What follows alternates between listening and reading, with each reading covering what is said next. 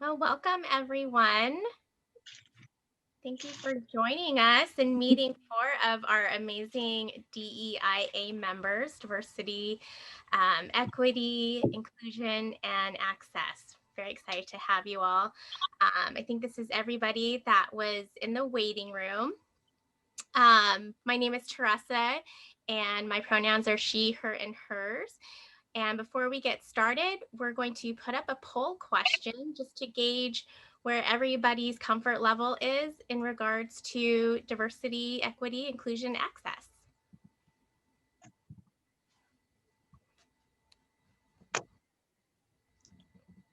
And now's not the time to be modest.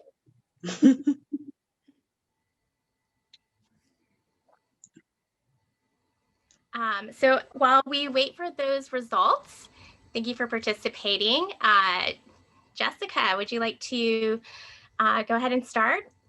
Yeah, I can kick us off. There's the results. Awesome. So great. We have 64% of us that feel like we're at an average level of comfort so far, and about 36% that feel like they're above average. So that's a really good starting place for all of us, and 0% at minimal. So thanks for participating in that. We are going to get started here, but we want to welcome you all. Thank everyone for coming to meet our awesome committee members this evening. We also wanted to remind everyone about the email that went out just as an update related to DEIA and the work that has been accomplished so far. There's a lot in the works as far as, the strategic plan, but there's a lot that we've also already accomplished with just, the focus groups around social media, working a little bit on feedback for our creative teams. And so if you haven't seen that email and read through it, we highly, highly encourage you to go back and just catch up on what's been done so far. So we're going to kick off with introductions so you can meet us and meet our committee members. We have some questions for them, and then at the end, we'll make sure to leave time for all of you to do any Q&A or ask any questions that you may have. This time is really focused on the members themselves for you all to feel more acquainted with them. There's tons of work that we're doing, but we really just wanted to make that connection for who they are and kind of their background and where they come from. So my name is Jessica Cunningham. I'm an initiate of our Epsilon Tau chapter at Cal State Fullerton University. Yes, Jessica, I see you. I currently, my pronouns are she and her. A fun fact about me is it's a cool fact. I used to work at Disneyland. I saw lots of really fun people that would come through, sold churros to Nick Cannon at one point. Awesome place to work. And so we're going to have our committee members also go through their names, chapter of initiation, and just a fun fact about them. So I'm going to kick it over to Carly first, then Lauren, then we'll go to Charlotte and end with Jane. Hey everybody, my name is Carly Walter. I use she, her pronouns. I'm an initiate of Theta Upsilon, which is at Bowling Green State University in Ohio. And a fun fact about me, I guess, so my job is kind of cool. I work in fraternity and sorority life, but I get to live in. So I've lived in a sorority house for the past 4 years, even though I am no longer a collegian, and it is a lot of fun.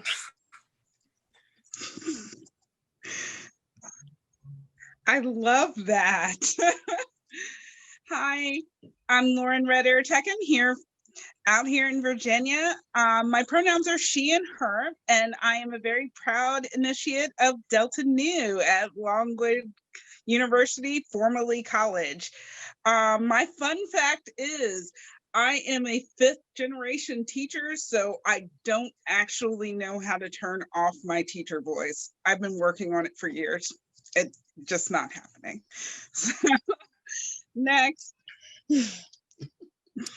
Hi, I'm Charlotte. I use she, her, her pronouns. I am an initiate of the Gamma Omega chapter, and I'm also the current president of the chapter, almost not to be president because elections are happening next week, which is exciting. And that's at Wittenberg University in Ohio. My fun fact is that I have been to 20 countries in my life. Is it my turn? Whose turn? My turn. Okay. Hi, I'm Jane Nellums. I use she, her pronouns, and I'm an initiate of the University of Oregon Alpha Phi chapter. My fun fact is that I just retired and I don't know what to do with myself, so here I am.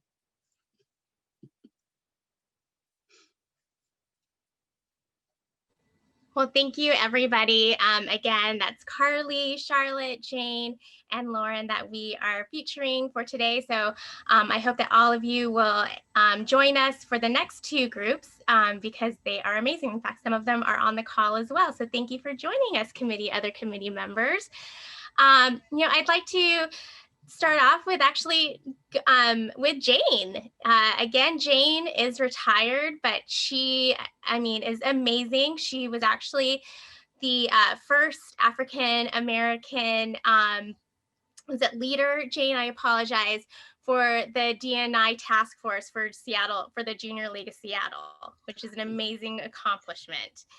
And so just wanted to know from your perspective, how has that helped you and your experience with Sigma Kappa for this role and to be a part of the DEIA committee? Well, thank you for asking that. It's interesting that I've become more active in diversity leadership as I've gotten older. I'm also currently doing a diversity project for my high school in Seattle. I live in Seattle.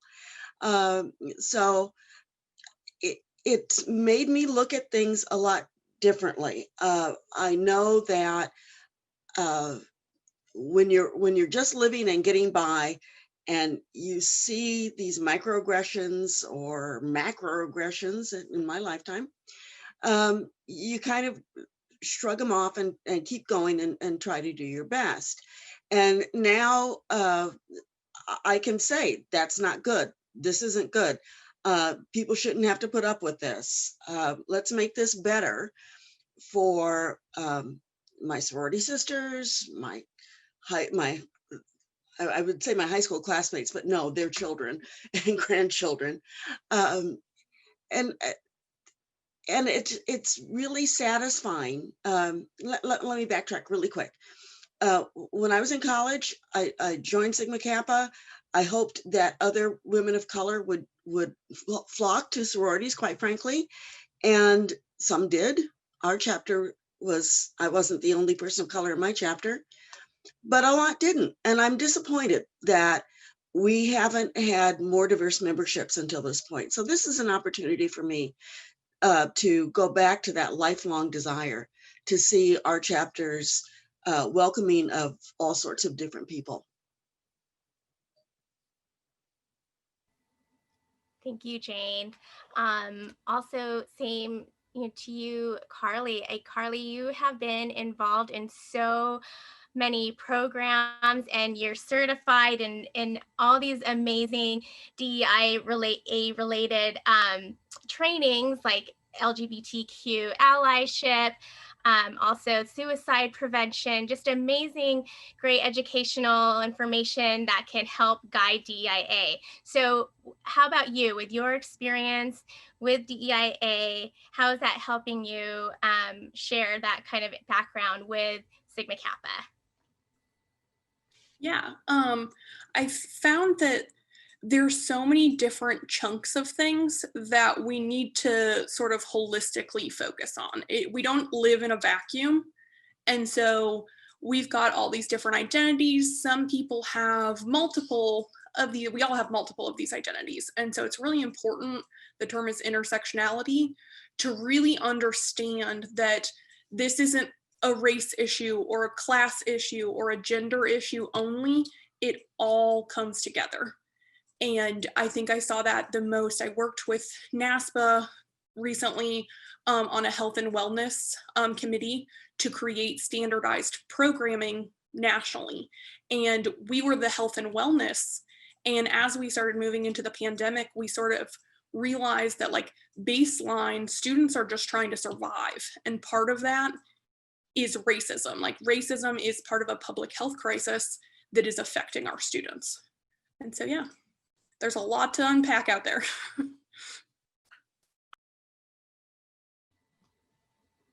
Great. Thanks for that, Carly. So moving on, Charlotte, I want to kind of go over to you. You were one of our collegians that serve on the committee. As you mentioned, you're chapter president, and you've done a lot of work on your campus with DEIA work, changing policies and really just focusing on how you can better that community. But I want to know what, influenced you, or what it really inspired you to want to be a part of DEIA committee with Sigma Kappa. So I would say, I think most of it stems from when I was going through recruitment. So I go to a PWI, very small, like 1,500 student university in the middle of Ohio. But we do have 6 sororities and 6 fraternities on our campus, which is a pretty large amount for the amount of students we have. So they all have their own niche stereotypes, I would say. And when I came to Sigma Kappa, found a place that I could be myself as an LGBTQIA+ woman, and I saw myself represented in a lot of the other women in the chapter. And even through that and feeling comfortable in my chapter, I realized that within our Greek community on campus, we were facing a lot of different struggles in terms of, I've done a lot of work with sexual assault and sexual assault prevention, especially within the Greek community on our campus. And that brought up a lot of structural problems that we have, not only with our members who do not identify as straight or cisgender, but also along racial lines and racial barriers within all of our organizations. And so I've done a lot of work with that and worked alongside my university. And that's what drove me to be a part of this. Awesome. Thanks for sharing. Lauren, I want to kick it over to you. Same question. As a teacher and someone who, creates safe spaces in the classroom and really works to make sure that it is safe for all identities, what inspired you to kind of be on this committee with DEIA and do it for Sigma Kappa? Well, thank you for the question, because my experience is a little different from everyone else, because I'm a Southerner.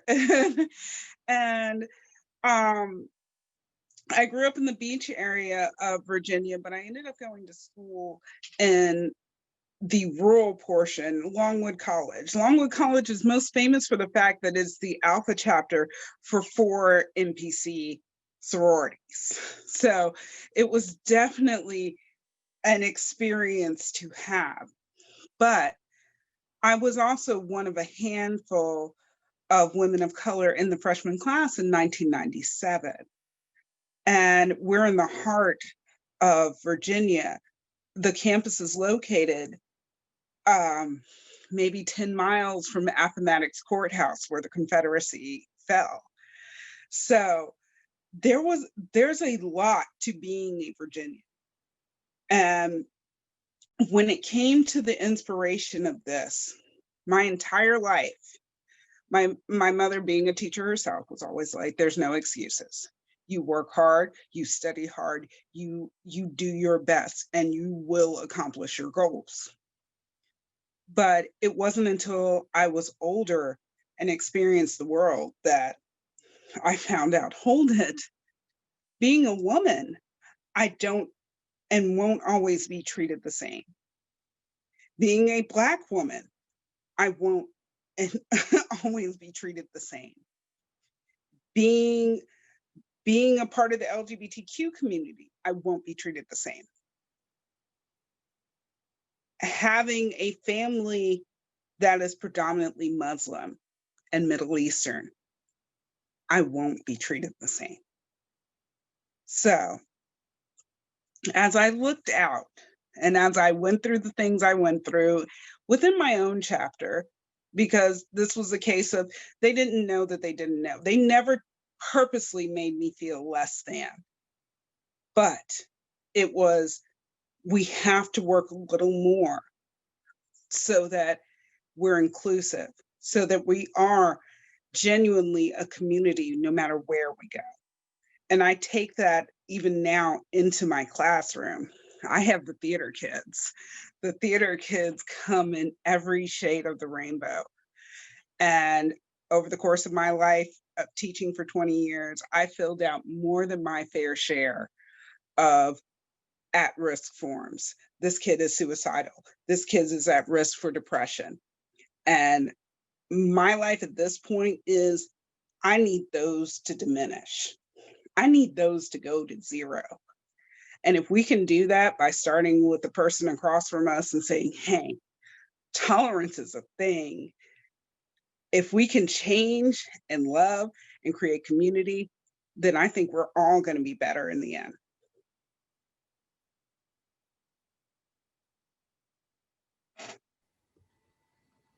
Well, thank you, Lauren.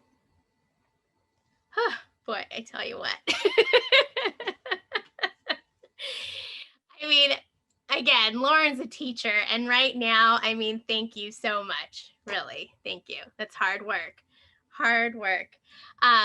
But speaking of teaching, I think one of the things, well, what we'd like to let you all know that are on this call is education is a big piece of this, right? And that's why this DEIA committee was formed, which is to help educate, provide that foundation for the DEIA creative teams and staff, so that we can move towards that inclusive and diverse Sigma Kappa that we all know and love.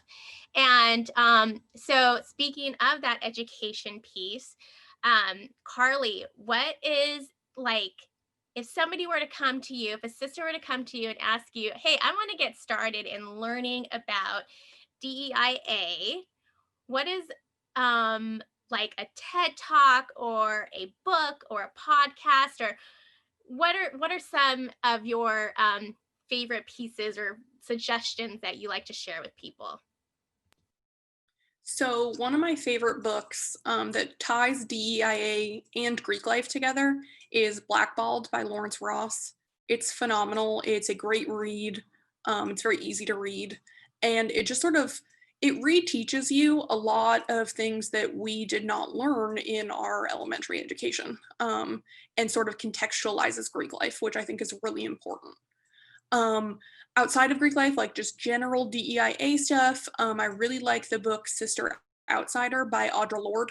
She's fantastic. It's a little more philosophical, wordy stuff. That's my jam. But if it's not your jam, there's some great movies and documentaries. I really like The 13th. It talks about the 13th Amendment, which is some great historical knowledge to learn about. I'm Not Your Negro is very good. That's James Baldwin. He's fantastic. And then also, like, I found it helpful just to sort of flood my social media with like people I want to hear. Whose voices am I missing? What don't I know about? And so I've recently added a lot of Indigenous and Native collective organizations just to hear more. I want to know from the people, the marginalized groups of folks, what they care about, so I can help care about it too. I see people writing those resources down. Thanks, Carly. Maybe you can actually type it in the chat so that people can make sure that they got the right spelling and can look up those resources. Thank you. And I'll ask the same question to you, Jane. If somebody were to come up to you and ask you how they can start educating themselves, what are some main articles, again, or TED Talks or YouTube videos that you usually point those people in that direction?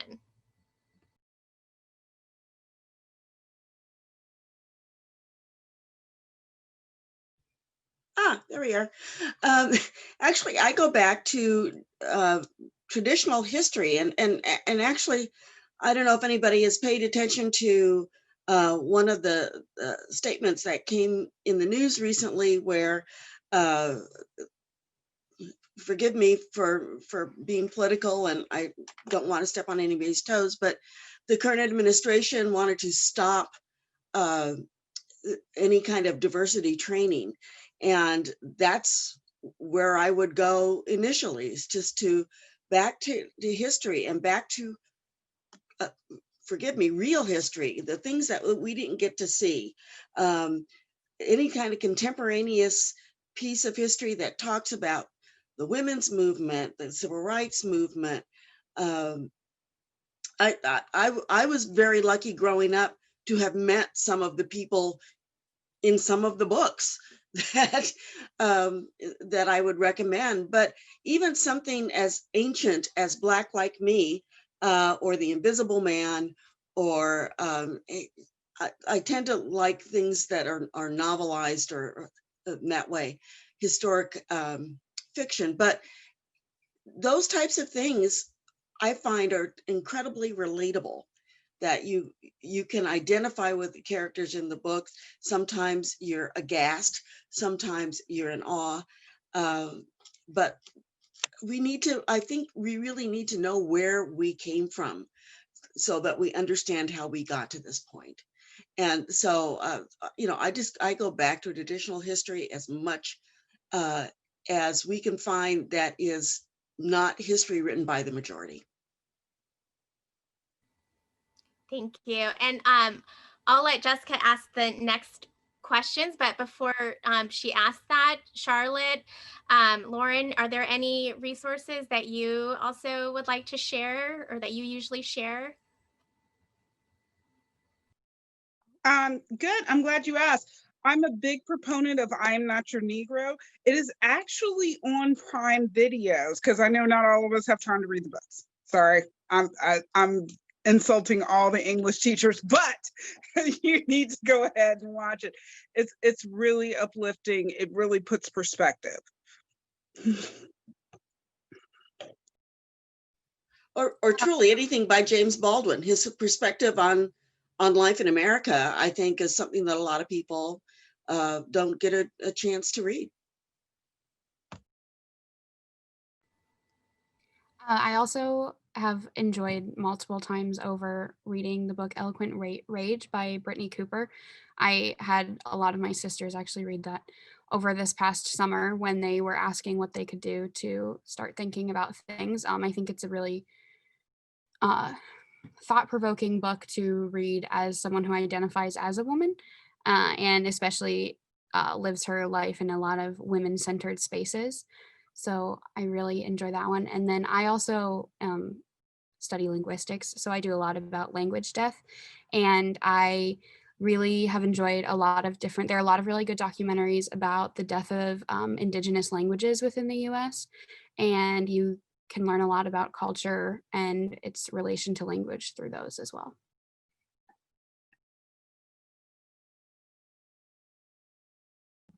Thank you all for throwing those in.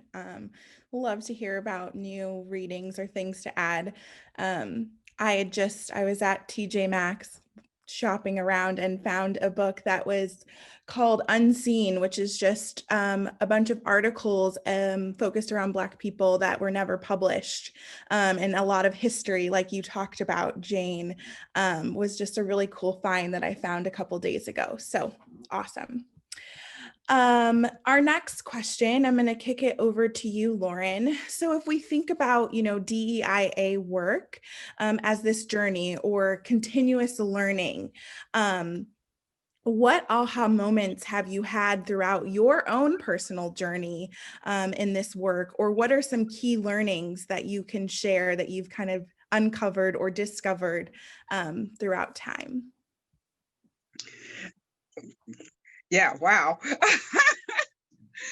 I think the biggest discovery that I found in all of this was that I wasn't alone. And I thought I was for a long time. And I proudly came into Sigma Kappa as the only Black girl on our line. But I was like, they had other sisters of color.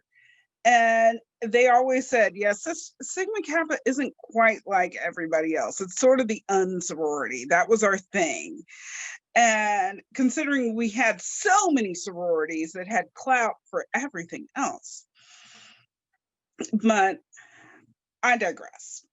It's the big thing that I've found and part of the thing I do is I teach history. because I live near Jamestown and all those other fun places, is I love the fact that we're living history right now. We have lived through the Me Too movement where we're saying, hey, these things aren't okay. You're not allowed to treat me like this as a woman.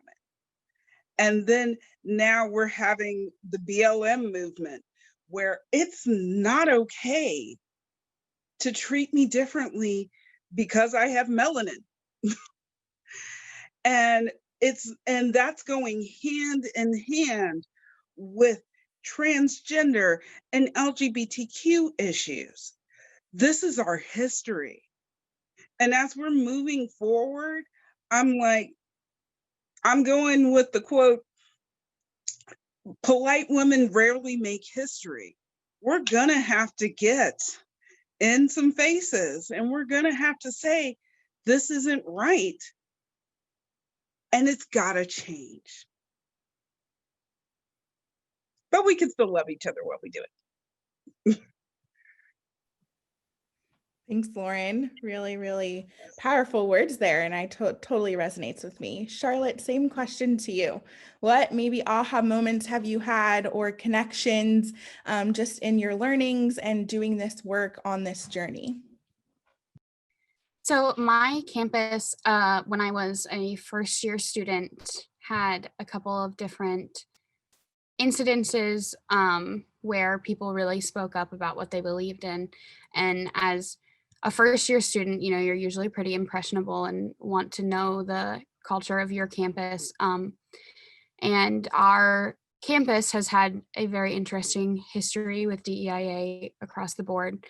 But my first year on our MLK Day speech, our Concerned Black Students organization hosted a walkout, and it was a really powerful thing to watch in front of the whole school, and a lot of our community comes to that event as well. And so it really spoke to Springfield, Ohio in general, which is also a very interesting town because it's pretty racially divided right down the middle.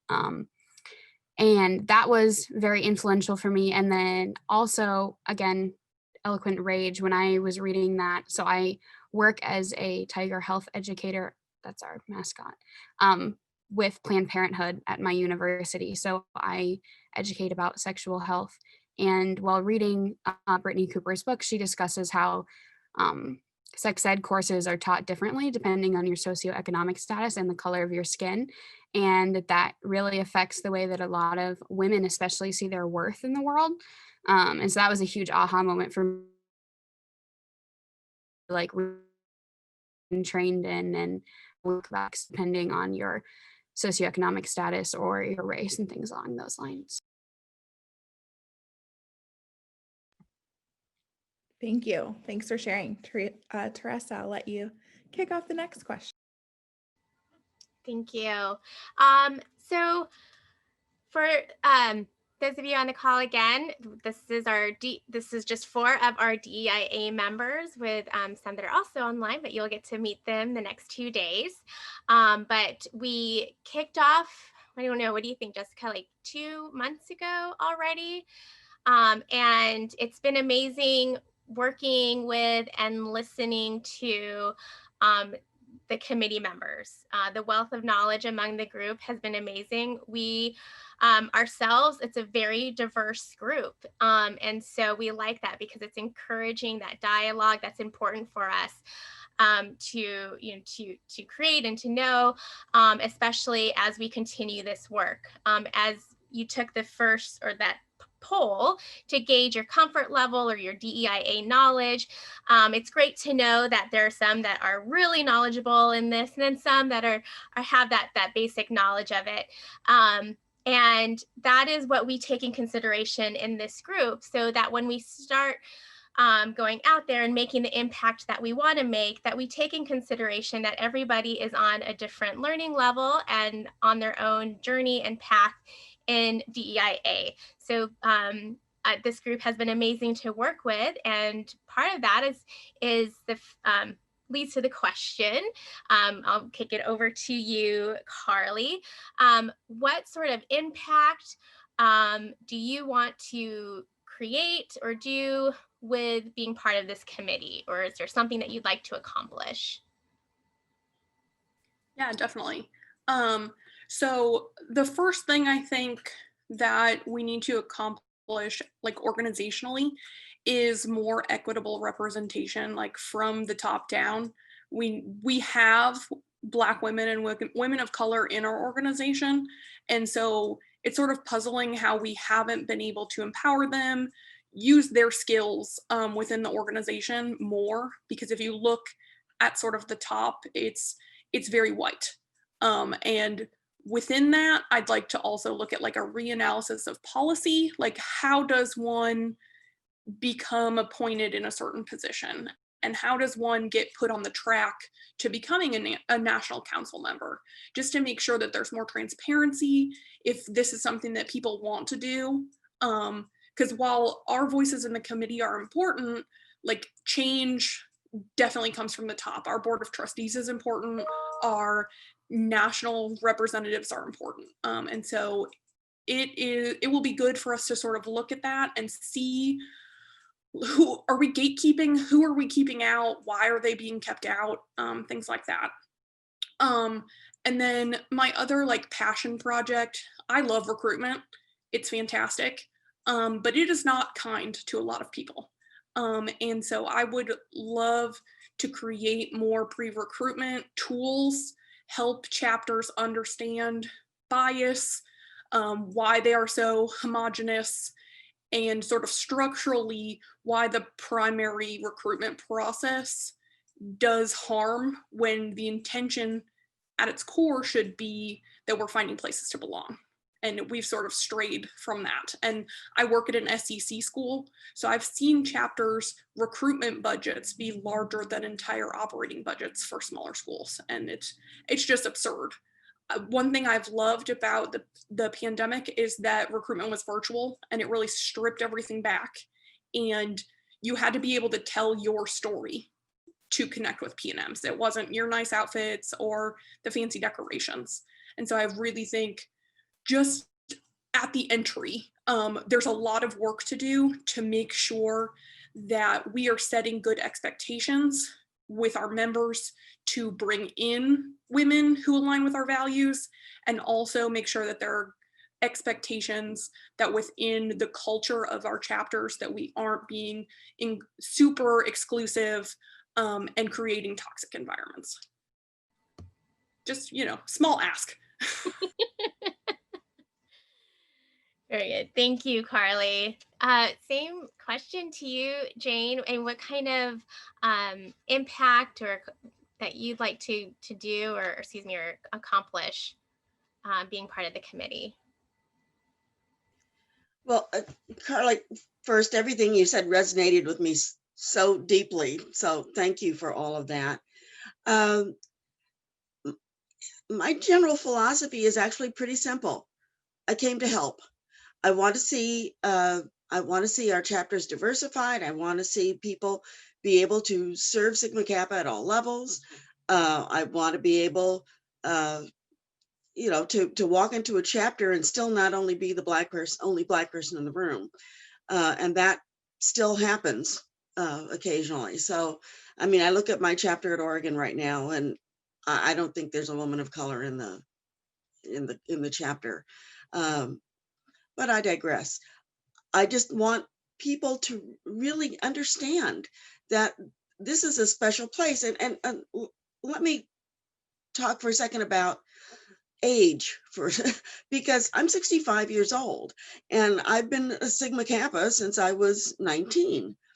And the idea that things have not progressed as much as I thought they could have in this time, when we have so many well-intentioned people from all walks of life, is baffling to me. And so, I'll do whatever I can to help make this happen.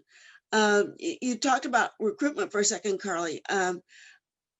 My daughter is an Alpha Chi Omega. She went to the university. She went to Loyola University in New Orleans, and her chapter was fairly diverse, but the idea that she even could think of joining a sorority came from me, not from any of the rest of her friends. It came because her mother had joined a sorority. And isn't that how so many potential new members come to recruitment in the first place? Their mothers were, their sisters, their aunts. So I don't even know what I can do to help except be here, add my voice, add an extra layer of experience that comes with my really advanced age. But you know, that's what I'm here for. I'm here to help. Thanks, Jane. I love this question. So I think we're just going to keep it for all four of you. Lauren, what is your hopes of accomplishing while you're on this committee, or, you know, really the impact that you desire to make? Thank you. My passion is always education. Like, if I could go visit as many chapters as I could get to, and I'm like, hey, how can I help you so that we open ourselves to anyone who could genuinely be an asset to our organization? How can I help? And even now, as I teach all levels, but as I talk to my juniors and seniors going to school, and I talk to my freshmen when I teach my college courses, I'm like, what are you doing? And their biggest thing is, I want to make connections. I want solid things that can help me move forward, because they figured it out at this point. They can't do it alone. So that's my thing. It's one of the first things I implemented as I got in. I said, hey, I want to make a video or a PowerPoint and explain to the chapters what it is we're doing.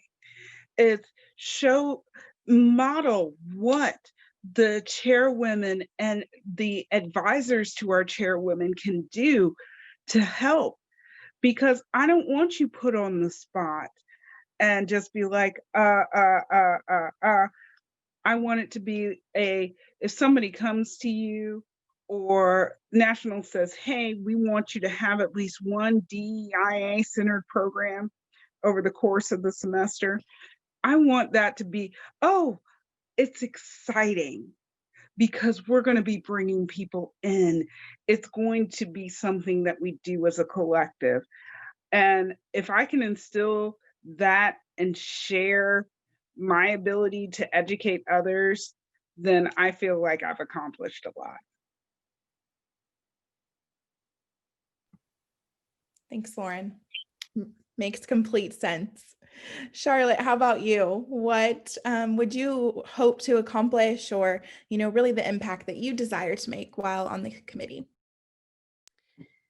So I spend a lot of my time having conversations that are really uncomfortable to have. And part of that for me is an attempt to have other people feel more comfortable having those tough conversations.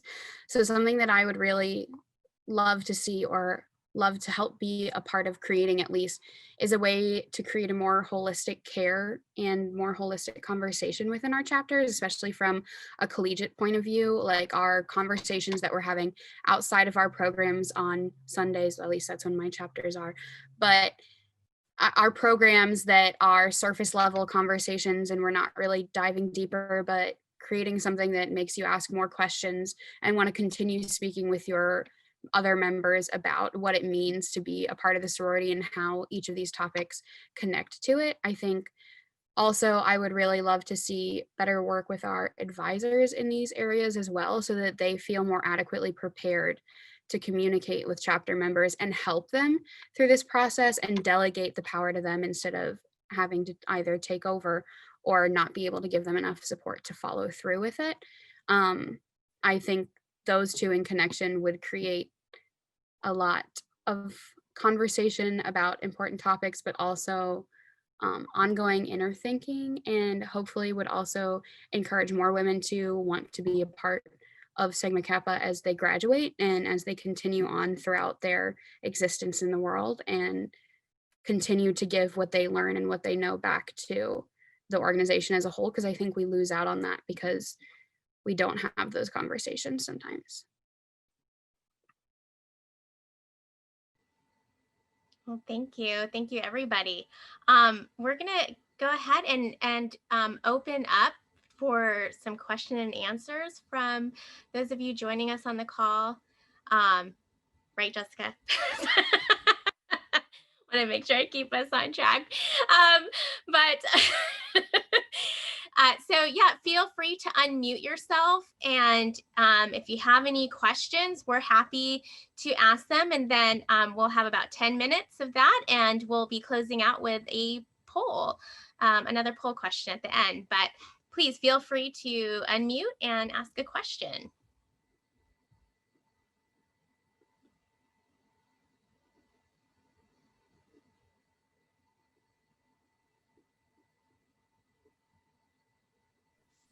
I can start. Hi, I'm Faith, she, her pronouns, and I am from Beta Nu out of Bradley University. I live in Miami now because Illinois and Florida are far enough, and I'm tired of the cold weather. So I am also a diversity and inclusion advisor for University of Florida. And I found a lot of stuff kind of, starting with this advisory position. And first is that I feel like there's a lot of resources that aren't really there in the position as well as from an advising standpoint. It seems like a lot of it is that they're kind of acting as a consultant for the rest of the chapter and how to be more inclusive and be more conscious of diversity. But I was wondering if there's any plan to add in some more structure or, I feel like at this point it's going to kind of up to each chapter. And I feel personally that in chapters where, kind of like from my collegiate chapter, I came from a school that was not very diverse. And, there's not resources for those women where other schools that are more diverse, like the schools I've been working with in Florida, do have that diversity. So do we know if there's any plan of adding some things or adding some trainings or, leadership things that they can do in order to get our girls into a better understanding of the diversity that they need? Yeah, so thank you for that. And we are definitely involved. I'll have first thing, Terry is on Zoom. She actually created a Facebook page for DEIA advisors as well as the chairwomen for the chapter. So please, you can contact her and get that information. And then also I'll let Lauren speak to some of that education piece that she's been working on for those groups. Thank you. Yes, the Facebook page is our first line of defense. Our second line of defense is myself and Pusha Shetty. She is between the two of us, we are the advisors to the advisor subcommittee. So I am actually working very, very tightly with her, plus with nationals, to provide you guys with sort of a handbook, a tutorial, a go-to for how you can start getting things implemented. And the first thing I was trying was just a PowerPoint, especially for the chapters who were like, what are we supposed to do with this? We have a chair, now what do we do? So that's our goal. And of course, I'm a whole open book. So between the alumni page, and I'm one of the administrators for the DI advisors page, anything that pops up in there, it comes straight to my phone, and I have a bad habit of answering everything at like 4 or 5 o'clock in the morning. So you definitely get answers.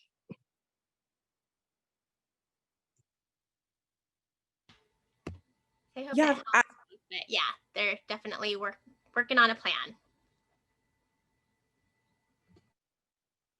Great. The only thing that I was going to add into that is that we have partnered and paired with the creative teams that are producing a lot of content. So many of us on the committee are kind of liaising with those groups as they create new resources for officers, alumni, members in general. So we are also kind of pairing with them and working to create some of that, because Faith, you're right, we know that there's a need there. So absolutely, we don't have an exact timeline as of now, but it is definitely in the works.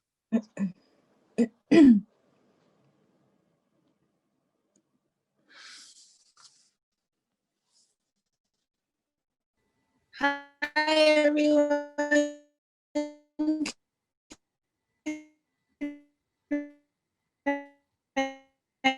I asked a question.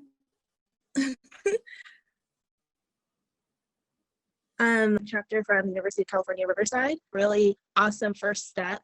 I do want to, I guess, suggest, if this has already been talked about, my apologies, but I do think it's important to also reach out to alumni. And the same way that Lauren was saying that she wants to be able to go to different chapters and get them excited about diversity and inclusion, for the alumni who are, you know, been past the collegiate part of their life, I think that just based off of a lot of the conversations that have happened in the alumni group on Facebook, I think a lot of us need training, and that this conversation that we're having here in this Zoom meeting should be for, I would hope that a lot of alumni would attend so that they can want diversity and inclusion to be at the forefront of Sigma Kappa, or one of the things at the forefront. And then I'm sorry, I don't recall who mentioned it, who said that their daughter is in another sorority, and that she joined a sorority because of her mom, and which is wonderful. But I think one of the problems is that if you didn't have a good experience in Sigma Kappa, then you're not going to want to encourage your daughter to join Sigma Kappa or maybe any sorority. So sorry, I'm a little nervous because it's kind of weird to talk about it with my face out there. But yeah, because a lot of these things start at home. A lot of the issues that we have in this world, they get passed on from your parents and grandparents. So whatever positive or negative bug that you have in your ear, you grow up with that and then you pass it on as well. So, you know, we want to be able to pass down to our daughters and say, I had a wonderful time in Sigma Kappa. Or if you didn't, then these committees that are helping us to move forward, you can say, or feel confident that your daughters will have a better experience than you did. So all that to say, I'm just wondering if there's something for alumni, because I felt pretty discouraged reading some of the comments in the Facebook group, and a lot of our sisters are stuck in their ways, which is somewhat understandable because, you know, after 40, 50 years of doing your own thing, or not even 40, 50 years, like you're all through your 20s into your 30s, now all of a sudden you have to change your mindset. It's difficult, but I would hope that they'd be open to it for, at the very least, the sake of the sorority and the sake of the world. So yeah, thank you. Yeah, Samantha, my daughter is the Alpha Chi, only because there was no Sigma Kappa on her campus. But you do point out something that's really important, and that, you know, I look at the best decisions of my life, and joining Sigma Kappa was one of them.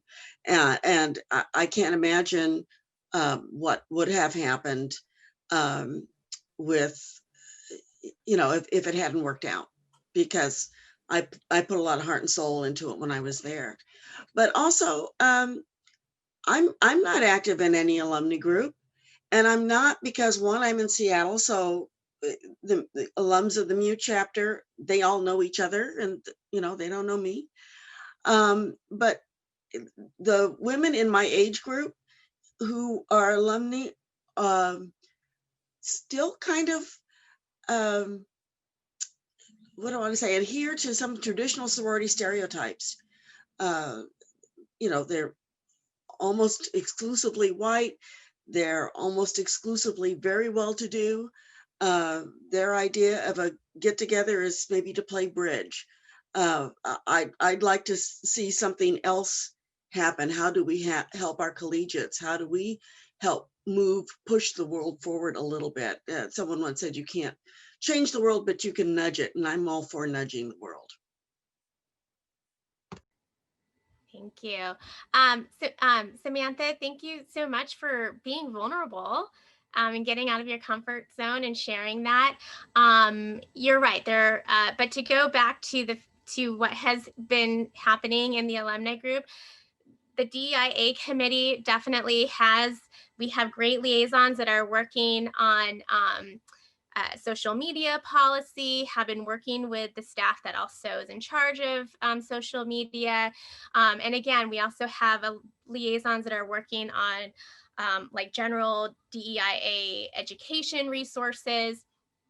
And then part of that is, to your point, like we're creating and trying to make sure that we're reaching all audiences and all Sigma Kappas, which is going to include our alumni, and the same thing, and our as you may have read, and all of you may have read in the email or in past posts, our staff has been going through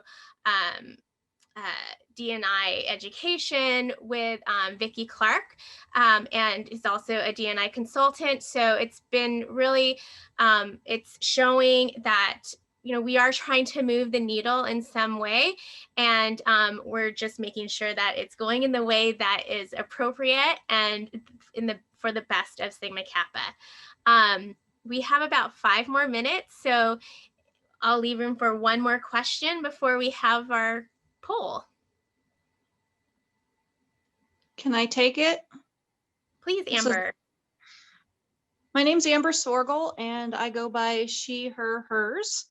I'm in my 40s. I grew up in small town Indiana, went to a public school in Indiana, and then found my way to study abroad, get a better worldview, and see that there was something else out there.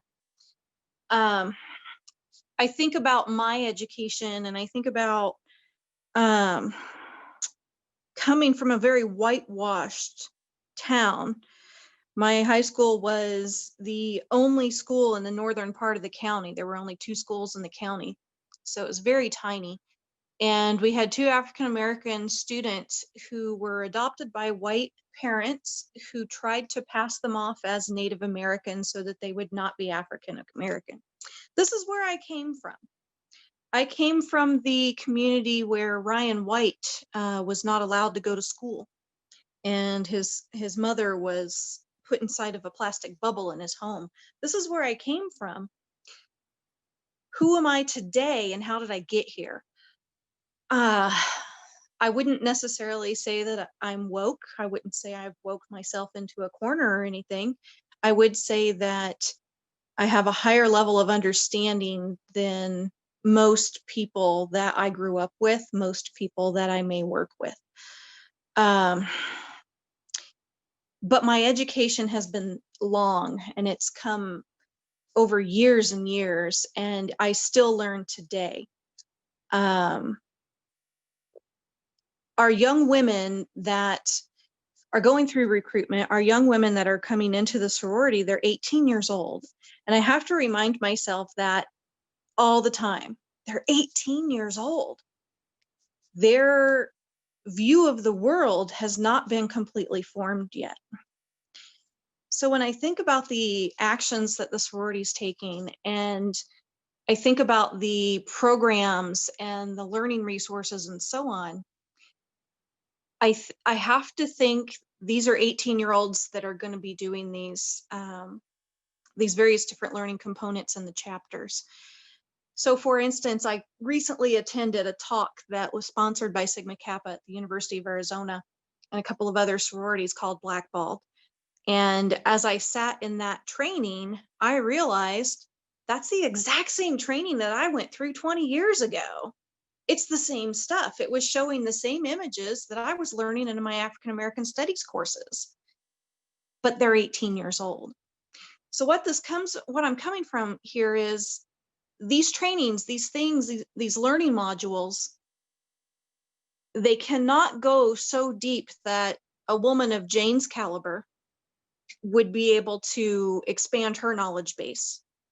They can't be at a place where a woman from small town Alabama in her 50s is going to be able to expand her knowledge base so much, because it's probably something that has already been learned, but it's not things that an 18-year-old necessarily has been learned. So I'm wondering if that kind of thinking is going into these learning modules and understanding that this is going to continue to be a thing for decades and decades. We're still not past where we wanted to be with the civil rights movement. And it's still going to continue. So these trainings are going to be the same thing 4 years after 4 years after 4 years, because every 4 years you get another group of 18-year-olds coming through. Is that something that the people that are building these things thinking about? Yeah, I was in a bias and privilege group, talking about creative group the other night, and we were actually talking about this exact thing. We see so much turnover just because you're only a collegian for 4 or 5 years, maybe less. So we want to come up with a tool where you can sort of take the temperature of your chapter and see realistically, and not just asking your executive board how the chapter feels about things, but like your middle membership, what do they want to talk about? What do they need to talk about? But at the same time, we need to make sure that we're not focusing on incrementalism, because that's what's gotten us here in the first place, is sticking a Band-Aid, saying, okay, here's a little identity wheel, talk about it. We want to keep pushing. And that's how we're gonna make progress, is to have those uncomfortable conversations and keep pushing everybody to be more, to think deeper, to think critically. And then that will give us different challenges in a year or two. And I'm going to piggyback on that. One of my favorite quotes about DEIA is that DEIA is not a benchmark to aspire and then fulfill, so that we can say, been there, done that. It's not. It's something that we have to recognize that our culture and our organization change, and we've got to change with it. We have to conduct ourselves in relationship to others. So as I always say it, as y'all take on the 18-year-olds that I am sending you from my classrooms, I'm like, make sure you are recognizing the world they have grown up in, so that you can take them to the next level. Because I'm going to tell you the truth, the freshman class this year, when they eventually get to college, you're going to have kids that have experienced a pandemic, they've experienced racial riots, they have just experienced a whole realm of things before they ever even turned 15. So their thought process is going to be completely different. So, and we have to formulate how we do things based on who we're doing it with, based on our community. To add to that as well, I think also as we move forward and we create these resources and have these conversations within our chapters now and tomorrow and 2 years from now, it helps set a precedent within each chapter culture, because they're all different across the entirety of the US.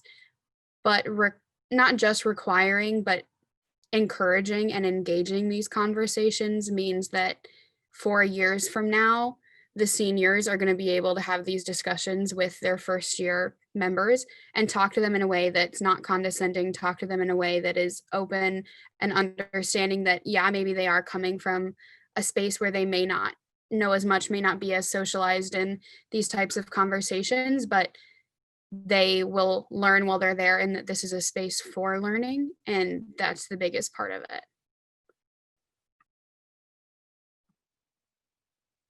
Great points. Thank you all for sharing, and thank you for the questions this evening. We have had such a good time kicking this off. We hope that you all have enjoyed learning a little bit more, getting to know a few of the committee members.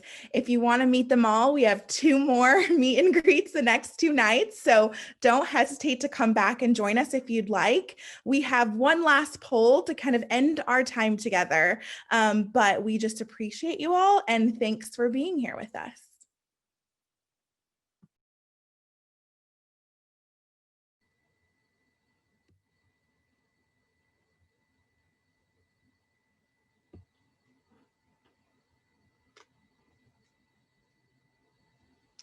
I hope it was helpful, but I could be biased, so somebody check me.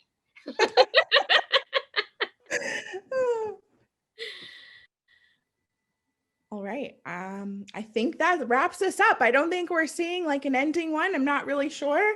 But again, thank you all, and come back if you want. Thanks, Carly, Lauren, Jane, and Charlotte as well. Good night, everybody. See you tomorrow. All right, thank you. Thank you.